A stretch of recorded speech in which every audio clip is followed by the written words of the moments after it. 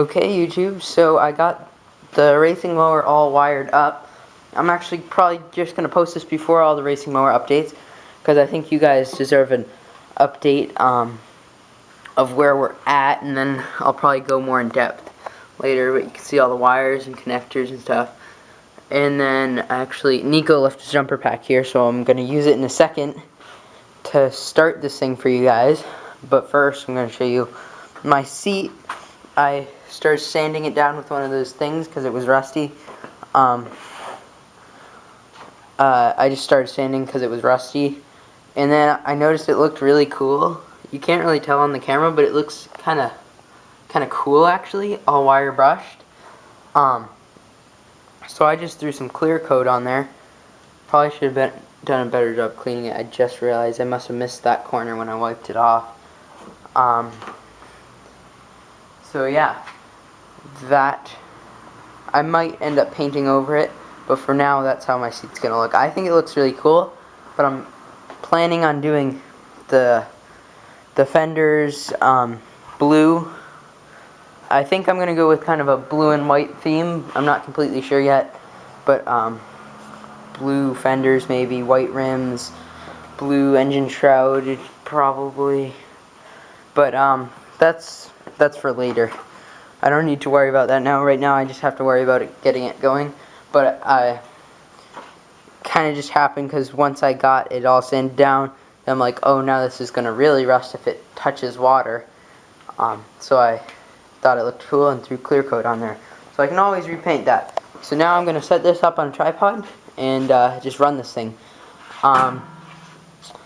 It doesn't have an exhaust, so it's not going to sound very cool, but I guess the point I'm highlighting is just that the push buttons and everything works. So I just have the gas tank sitting on there. Let me turn this jumper pack on.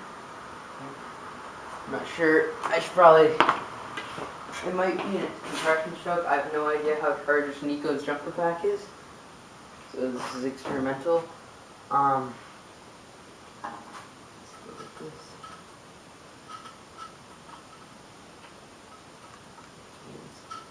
Choke's a little sticky.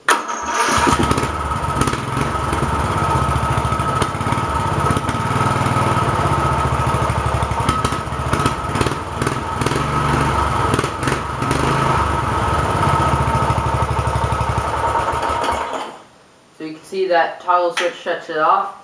And then I also put on a tethered kill switch, so I'll show you that.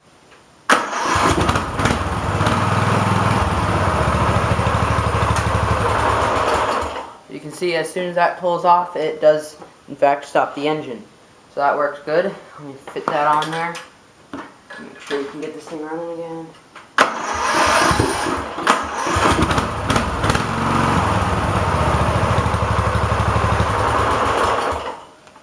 So yeah, it runs pretty good. It's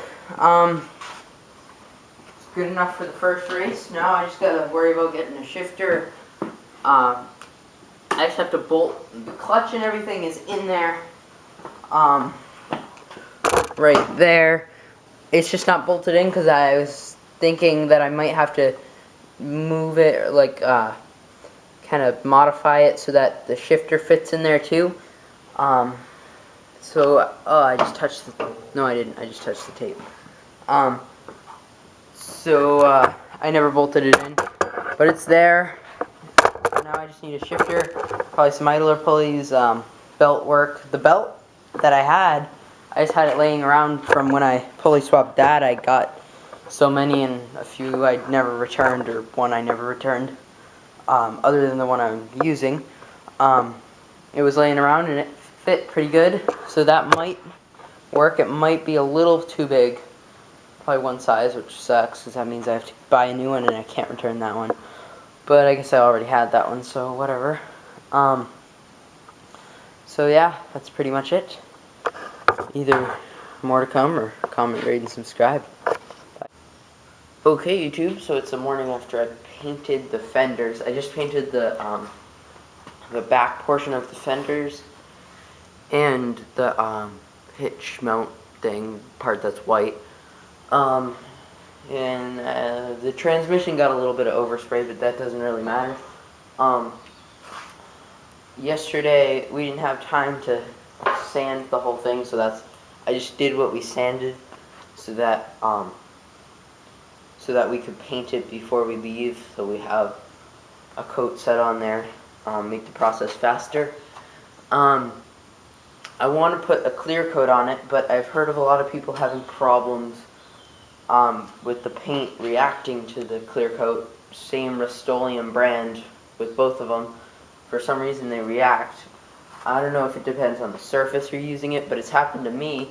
I was painting something and it looked really good, and then I put the clear coat on it and it just ruined it. It got all flaky and stuff. So I just did a little test portion over, a little test portion right there. You probably can't even tell. I think it, crap, now I don't even know where it was. Oh yeah, it was right in there. So it's not dry yet, I just tested it right now.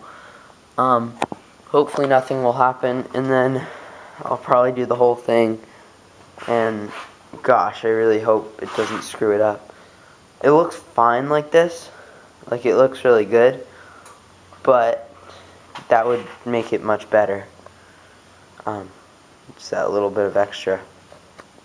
So yeah, it's real nice coat. So yeah, you see it just kind of fades off. I have to sand more. And if you guys have any suggestions as to what to do with the rubber on here, how do I paint around that? Do I just do my best to tape it off, or should I take the time to rip it up and find something else to put on?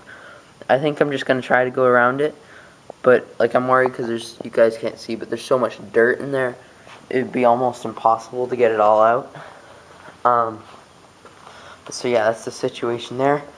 I just charged Nico's jumper pack because the race is soon, and I didn't want to bring it back to him empty. He forgot it here a few weeks ago. Now it's charged. There it goes. So yeah, guys, that's pretty much it. I'll probably add more on the end of this clip, but this update might be a little late because I have to edit it and I'm busy today. And if I wait a little longer, I can probably get a lot more work into this update. So yeah, that's pretty much it. Okay, YouTube, don't use Rust-Oleum clear coat. I guess I didn't wait long enough over there with my test to make sure that it wasn't doing anything. So I started doing here, and I'm like, oh, I'll do a bigger test where I can see it. And it's all flaked up. Focus. Might not want to focus. There's not much light in here. But you can tell from here. That's just all flaked paint. Which really pisses me off because this is Rust-Oleum clear enamel. I've waited 24 hours or so for that to dry, and that's Rust-Oleum paint. I don't understand. So now I have to sand down this fender.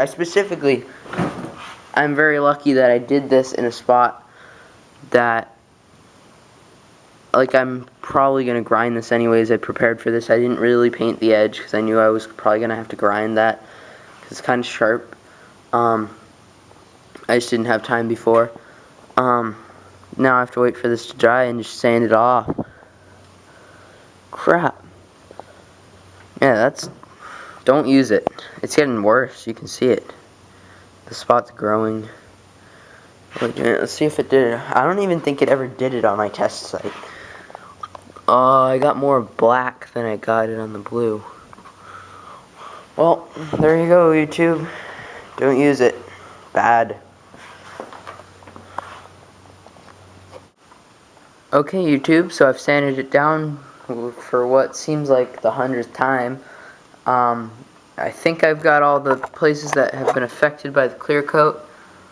But the overspray on the clear coat seemed to have gotten everywhere, and it's causing problems whenever I spray something. So I'm gonna try to paint only the areas that I have sanded and then try to blend it in very minimally and never paint this thing again, so that I don't hit any spots with clear coat overspray. And then if I do that, bad things will happen. It'll all happen again. So yeah, wish me luck.